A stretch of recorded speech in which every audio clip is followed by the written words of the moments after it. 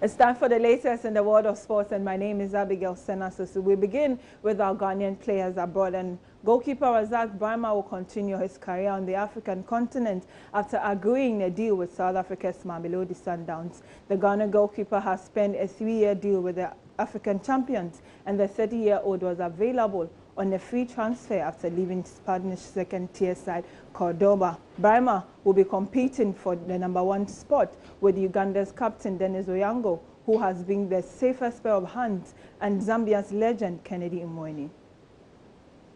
I'm someone that I love to compete because, a life without competition is not a life, I'm going there just improve and give all my best and prove to the coach that I'm one of the best goalkeepers in Africa. And I'm going there to just make sure that I work very hard and make sure that I can keep the post. Have you spoken to the club owners? Have you spoken to the coach? What assurances have they given you?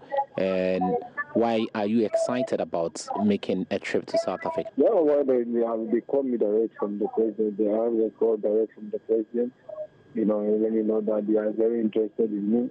Their idea is just to make sure that they will be long time in the best of in Africa. So I'm very happy and very excited to go there and give my best there.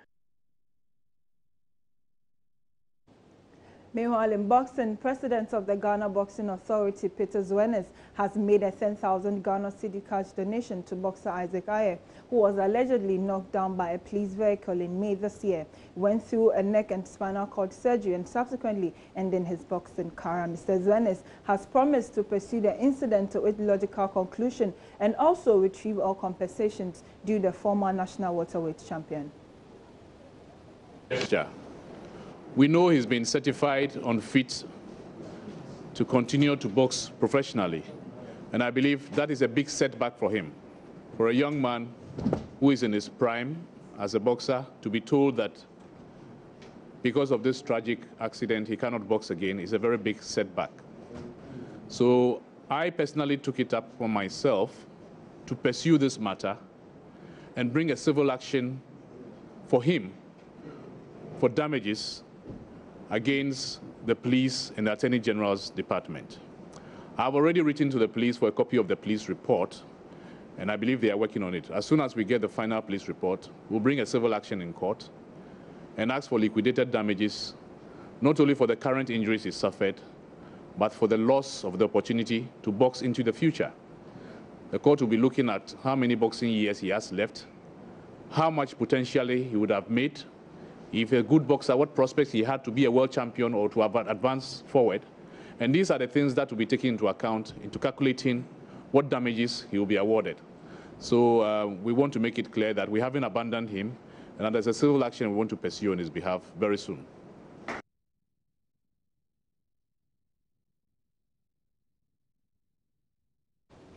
And finally, in Europe, Barcelona forward Neymar has been given permission to discuss a world record €222 million deal with PSG. Transfer with PSG, and the Brazilian international told his teammates at training on Wednesday that he has wanted to leave the Spanish club. He was then given permission by Barcelona manager Ernesto Valverde not to train and to sort out his future. The 25-year-old contract has a release clause set at €222 million, which PSG are understood to be ready to pay. Neymar moved to Barcelona from Brazilian club Santos in 2013 for €48.6 million